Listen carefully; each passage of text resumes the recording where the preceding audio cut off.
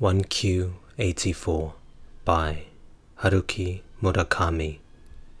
Book 2, Chapter 12. Tango. More than I could count on my fingers. Tango managed to return to his apartment before the rains came. He hurried on foot from the station to his building. There was not a cloud to be seen in the evening sky. No sign that rain was on its way, no suggestion of coming thunder. None of the people around him was carrying an umbrella. It was the kind of pleasant late summer evening that called for a draft beer at a baseball game. But he had recently entered a new frame of mind, and that was to assume that anything fuka-eri said might be true.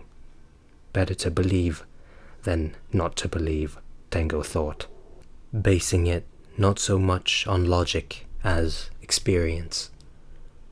He peeked into his mailbox to find a business envelope with no return address. He tore it open on the spot. Inside was a notice that 1,627,534 yen had been electronically transferred into his bank account. The payer was listed as Office-eri, which was almost certainly Komatsu's fabricated company. Or possibly Professor Ebisuno had made the transfer. Komatsu had informed Tango that he would pay a part of the Air Crystallis royalties as an honorarium. And perhaps this was that part. No doubt the payment had been listed as an assistance fee or research fee. After checking the figure again, Tango returned the notice to the envelope and stuffed it into his pocket. 1.6 million yen was a lot of money to Tango. In fact, he had never received such a lump sum in his life, but he felt neither happy nor surprised. Money was not a major problem for him at this point in time. He had his regular income, which enabled him to get by without undue strain, and for the moment, at least, he had no anxiety about his future. In spite of that, everyone wanted to give him large chunks of money. It was a strange world. Where the rewriting of Air Crystallis was concerned, however, Tango had a sneaking suspicion that 1.6 million yen was not sufficient recompense for his having been drawn into this much trouble. If on the other hand someone were to ask him straight out, all right then, how much would be a fair amount? He would have been hard-pressed to come up with a figure. First of all, he did not know if there was such a thing as a fair price for trouble. There must surely be many different kinds of trouble in the world, for which there was no way to attach a price, or for which there was no one willing to pay. Air Crystallis was still selling well, apparently, which meant that there might be further payments into his account. But the more the deposits increased, the more problems they would give rise to. Each increase in compensation only served to increase the extent of Tango's involvement with Air Crystallis as an established fact. He thought about sending the money back to Komatsu first thing tomorrow morning. That would enable him to evade some sort of responsibility. It might also provide some psychological relief. In any case, it would establish the fact that he had rejected compensation. Not that it would expunge his moral responsibility or justify the actions he had taken.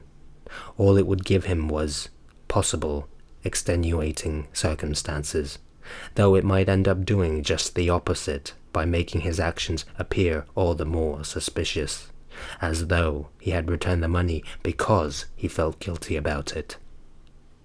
As he went on agonizing about the money, his head started to hurt, so he decided to stop. He could think about it again later, when he had time to spare. Money was not a living thing. It wouldn't run off somewhere if he left it alone. Probably. The problem I have to deal with now is how to give my life a new start, Tengo thought as he climbed the 3 flights of stairs to his apartment.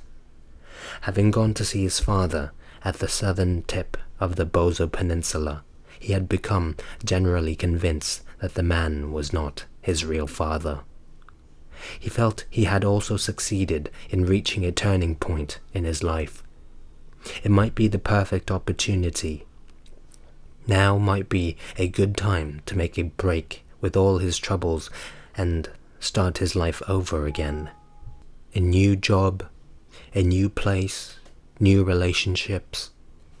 Though not yet entirely confident, he had a kind of presentiment that he might be able to lead a somewhat more coherent life than he had so far. Before he could do that, however, there were things he had to take care of. He simply couldn't shrug off fuka-eri and Komatsu and Professor Ebisuno and disappear somewhere. Of course, he had no obligations toward them, no ethical responsibilities. As Ushikawa had said, where this current matter was concerned, Tengo was the one being put upon by them. Still, though he could claim to have been all but dragged into the situation and to have been ignorant of its underlying plot, the fact was that he had still been involved. He couldn't simply announce that he would have nothing more to do with it and that the others could do as they pleased. Wherever he might go from here on out, he wanted first to bring things to some sort of conclusion and clean up his personal affairs. Otherwise, his fresh new life might be tainted from the outset. Tainted reminded Tengo of Ushikawa. Ushikawa, huh? Tengo thought with a sigh. Ushikawa had his hands on some information regarding Tengo's mother. Information that he said he could share with Tengo. If you ever wanted to learn about that, I can hand you all the materials on your mother as is. However, there might be some not very pleasant information included in the file. Tengo had not even bothered to reply to this. He had no wish to hear news about his mother from Ushikawa's mouth. Any kind of information would be sullied the moment it emerged from that orifice. No, Tengo had no desire to hear such information from anyone's mouth. If he was going to be given news about his mother, it had to come not in bits and pieces, but as a comprehensive revelation. It had to be, as it were, a vivid cosmic landscape, the full vast expanse of which could be seen in a split second. Tengo did not know, of course, if he would be granted such a dramatic revelation sometime in the future. It might never come, but what he needed was something so enormous, on such an overwhelming scale, that it could rival and even surpass the striking images of the waking dream that had disoriented and jolted and tormented him over these many years. He needed something that would totally purge him of this image. Fragmentary information would do him no good at all. These were the thoughts that ran through Tengo's mind as he climbed 3 flights of stairs. Tengo stood in front of his apartment door, pulled his key from his pocket, inserted the key in the lock and turned it. Then, before opening the door, he knocked 3 times, paused, and knocked twice more. Finally, he eased the door open. Fuka-eri was sitting at the table, drinking tomato juice from a tall glass. She was dressed in the same clothes she had been wearing when she arrived, a striped men's shirt and slim blue jeans. But the impression she made on Tengo was very different from the one she had given him that morning. It took Tengo a while to realize why. She had her hair tied up, revealing her ears and the back of her neck. Those small pink ears of hers looked as though they had been daubed with powder using a soft brush and had just been made a short time ago for purely aesthetic reasons, not for the practical purpose of hearing sounds.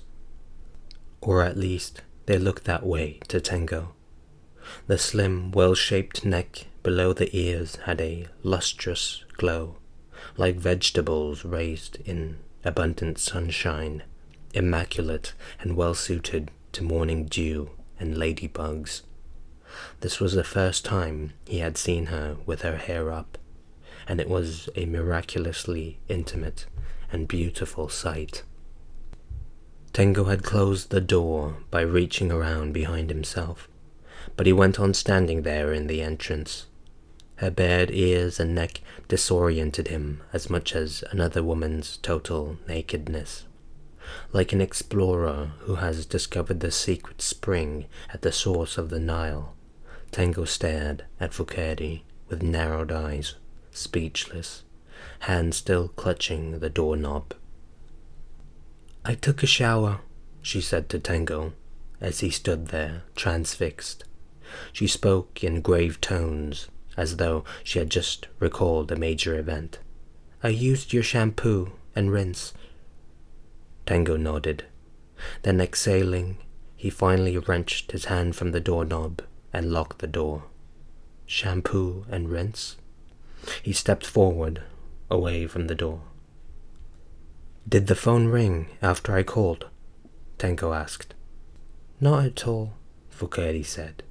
She gave her head a little shake. Tengo went to the window, parted the curtain slightly, and looked outside.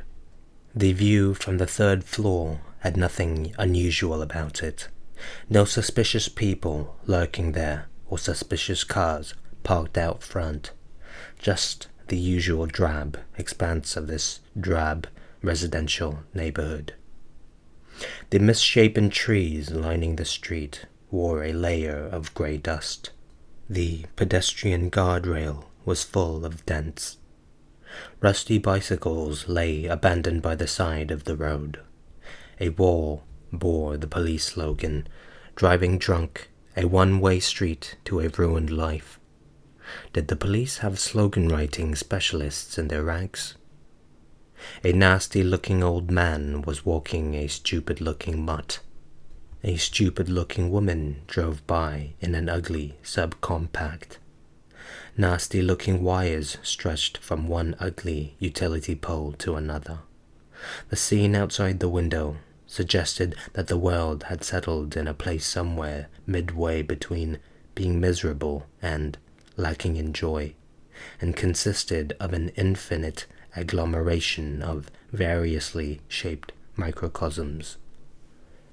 On the other hand, there also existed in the world such unexceptionally beautiful views as fuka-eri's ears and neck.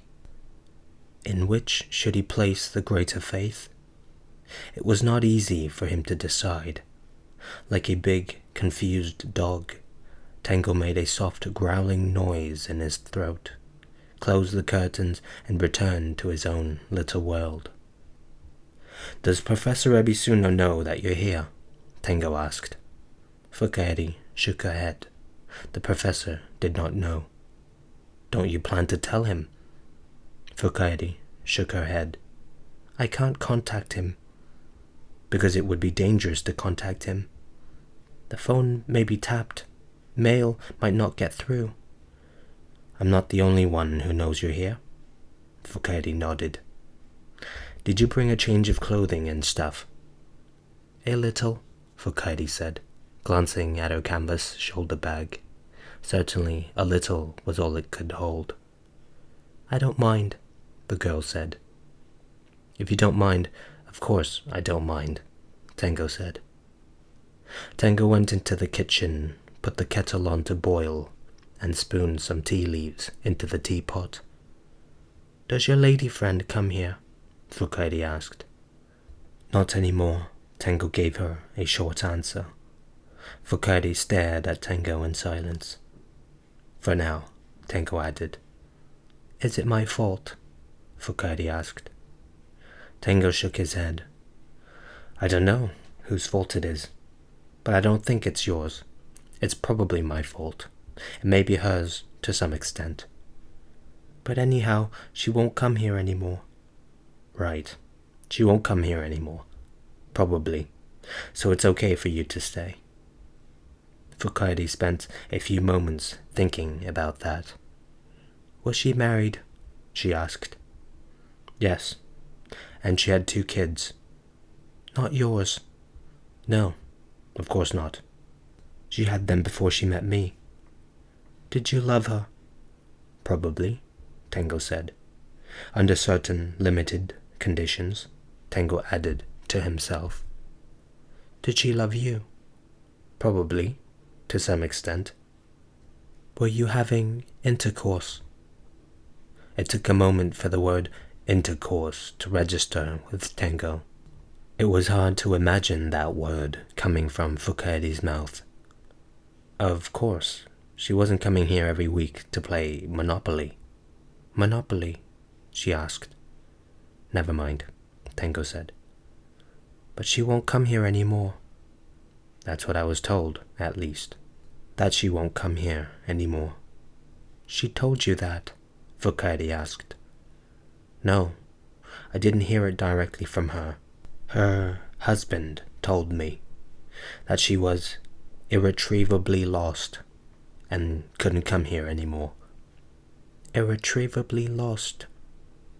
I don't know exactly what it means either. I couldn't get him to explain. There were lots of questions, but not many answers. Like a trade imbalance. Want some tea? Fuka-eri nodded. Tango poured the boiling water into the teapot, put the lid on, and waited. Oh well, Fuka-eri said. What? The few answers, or that she was lost?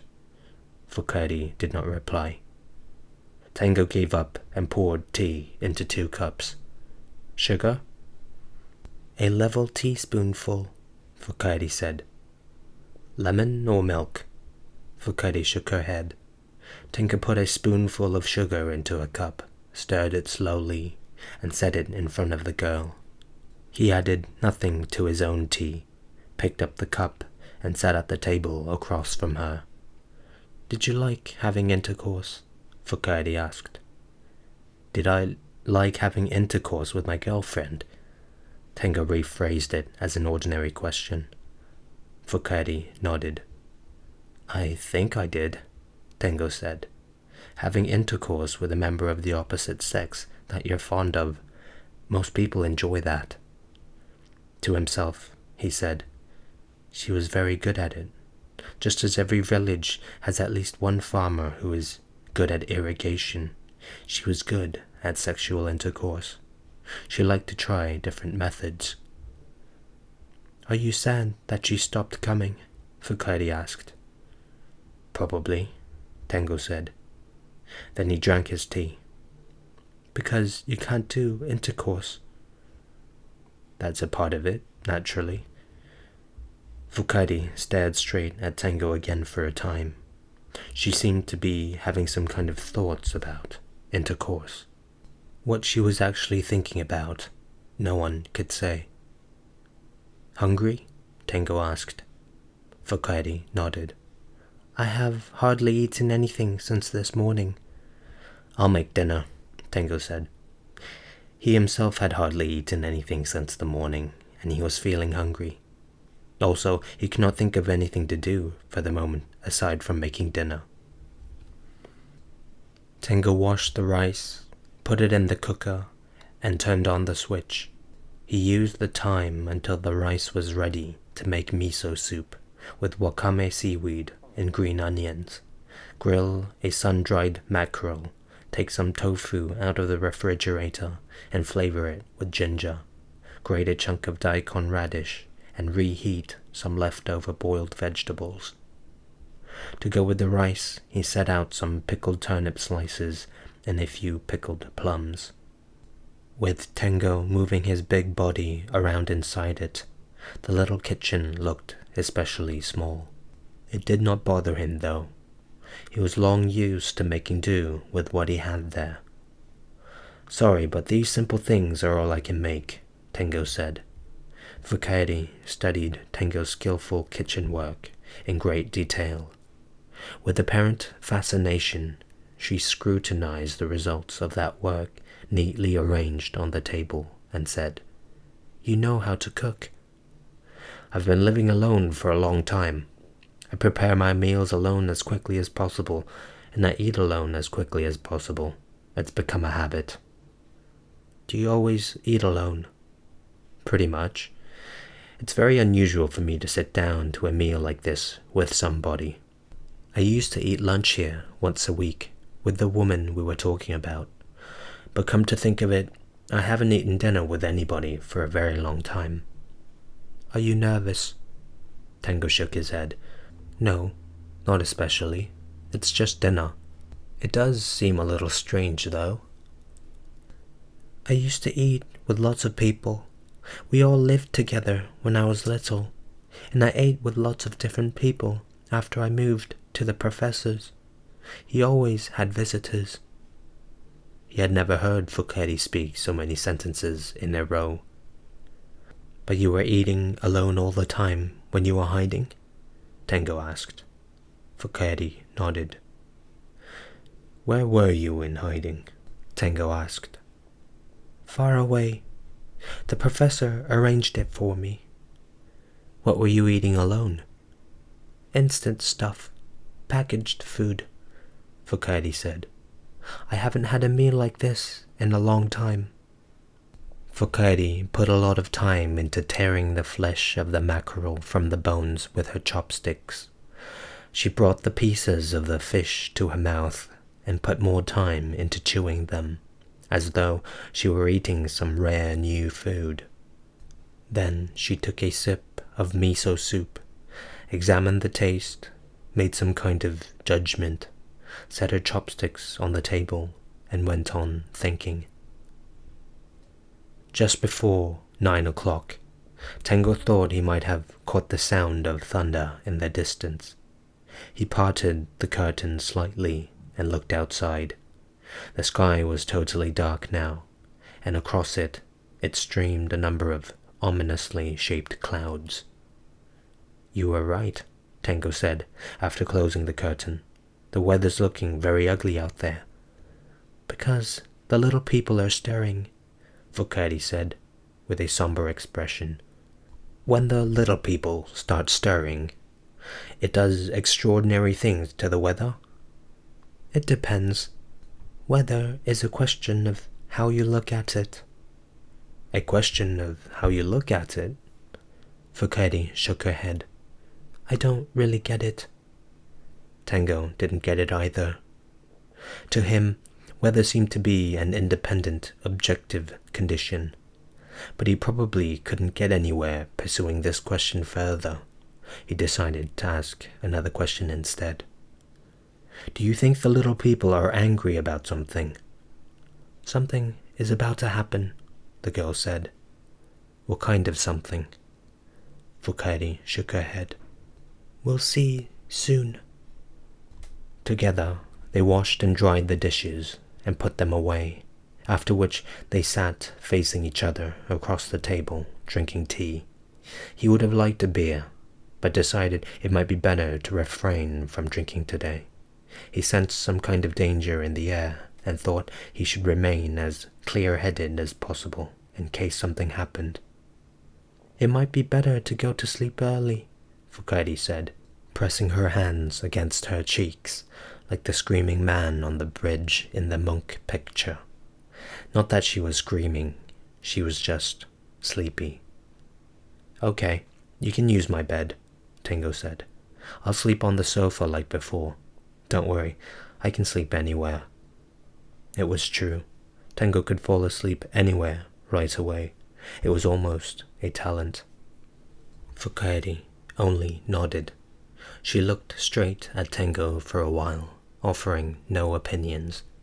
Then she briefly touched her freshly made ears, as if to check that they were still there.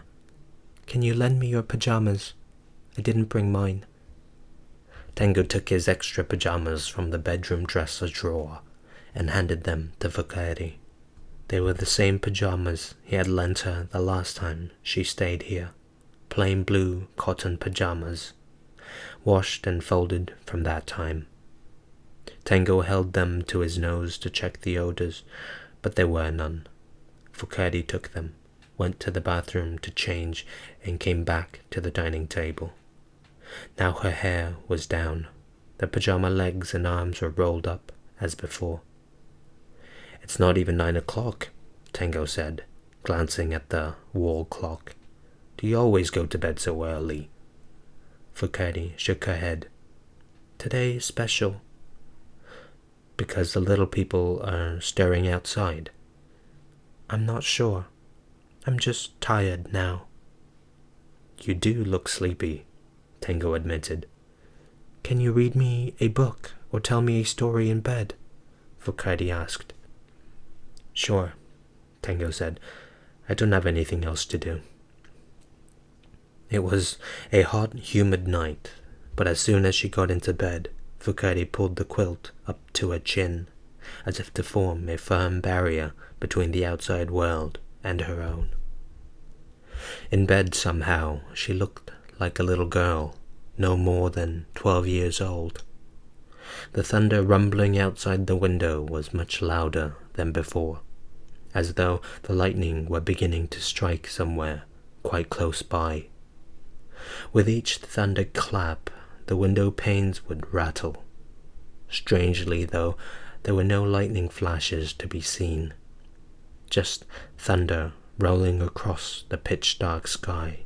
Nor was there any hint of rain. Something was definitely out of balance. "They are watching us," Fuka-eri said. "You mean the little people?" Tango asked. Fuka-eri did not answer him. "They know we're here," Tango said. "Of course they know," Fuka-eri said. "What are they trying to do to us?" "They can't do anything to us." "That's good." "For now, that is." "They can't touch us for now," Tango repeated feebly. "But there's no telling how long that will go on." "No one knows," Fuka-eri declared with conviction. "But even if they can't do anything to us, they can instead do something to the people around us?" Tango asked. "Maybe so." "Maybe they can make terrible things happen to them?"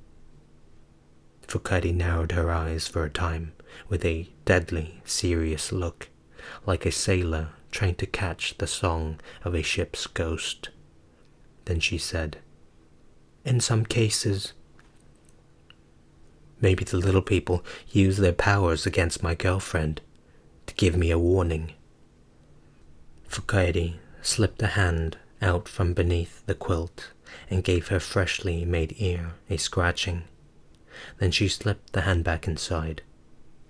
"What the little people can do is limited." Tango bit his lip for a moment. Then he said, "Exactly what kinds of things can they do, for example?" Fuka-eri started to offer an opinion on the matter, but then had second thoughts and stopped. Her opinion, unvoiced, sank back into the place it had originated from, a deep, dark, unknown place. "You said that the little people have wisdom and power." Fuka-eri nodded. "But they have their limits." Fuka-eri nodded. "And that's because they are people of the forest. When they leave the forest, they can't unleash their powers so easily, and in this world there exists something like values that make it possible to resist their wisdom and power. Is that it?" Fuka-eri did not answer him. Perhaps the question was too long. "Have you ever met the little people?" Tango asked. Fuka-eri stared at him vaguely, as though she could not grasp the meaning of his question. "Have you ever actually seen them?" Tango rephrased his question. "Yes," Fuka-eri said. "How many of the little people did you see?" "I don't know. More than I could count on my fingers." "But not just one?" Their numbers can sometimes increase and sometimes decrease, but there is never just one. The way you depicted them in Air Crystallis. Fuka-eri nodded. Tengo took this opportunity to ask Fuka-eri a question he had been wanting to ask her for some time. Tell me, he said, how much of Air Crystallis is real? How much of it really happened? What does real mean? Fuka-eri asked, without a question mark. Tengo had no answer for this, of course. A great clap of thunder echoed through the sky. The window panes rattled, but still there was no lightning, no sound of rain. Tengo recalled an old submarine movie. One depth charge after another would explode, jolting the ship, but everyone was locked inside the dark steel box, unable to see outside. For them there was only the unbroken sound and the shaking of the sub. Will you read me a book, or tell me a story? Fuka-eri asked. Sure, Tengo said, but I can't think of a good book for reading out loud. I don't have the book here, but I can tell you a story called Town of Cats, if you like. Town of Cats? It's the story of a town ruled by cats. I want to hear it. It might be a little too scary for a bedtime story, though. That's okay. I can sleep, whatever story you tell. Tengo brought a chair next to the bed, sat down, folded his hands in his lap, and started telling Town of Cats, with the thunder as background music. He had read the story twice on the express train, and once again aloud to his father in the sanatorium, so he knew the plot pretty well. It was not such a complex or finely delineated story, nor had it been written in a terribly elegant style, so he felt little hesitation in altering it as he pleased, omitting the more tedious parts or adding episodes that occurred to him as he recited the story for Fuka-eri. The original story had not been very long, but telling it took a lot longer than he had imagined, because Fuka-eri would not hesitate to ask any questions that occurred to her. Tengo would interrupt the story each time and give her careful answers, explaining the details of the town, or the cat's behavior, or the protagonist's character. When there were things not described in the story, which was usually the case, Tengo would make them up, as he had with Air Crystallis. Fuka-eri seemed to be completely drawn in by Town of Cats. She no longer looked tired. She would close her eyes sometimes, imagining scenes of the Town of Cats. Then she would open her eyes and urge Tengo to go on with the story. When he was through telling her the story, Fuka-eri opened her eyes wide and stared at Tengo the way a cat widens its pupils to stare at something in the dark. Did you go to a town of cats? Fuka-eri asked Tengo, as if pressing him to reveal a truth. Me? You went to your town of cats, then came back on the train. Is that what you feel?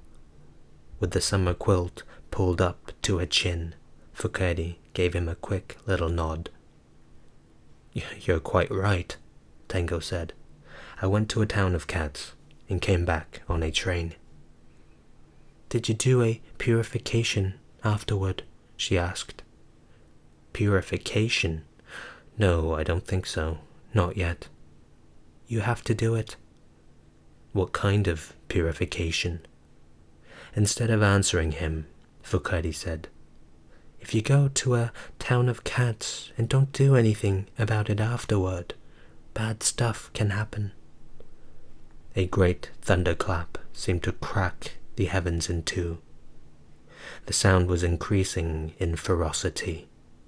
Fuka-eri recoiled from it in bed. Come here and hold me, fuka-eri said. We have to go to a town of cats together. Why? The little people might find the entrance. Because I haven't done a purification. Because the two of us are one, the girl said. End of chapter.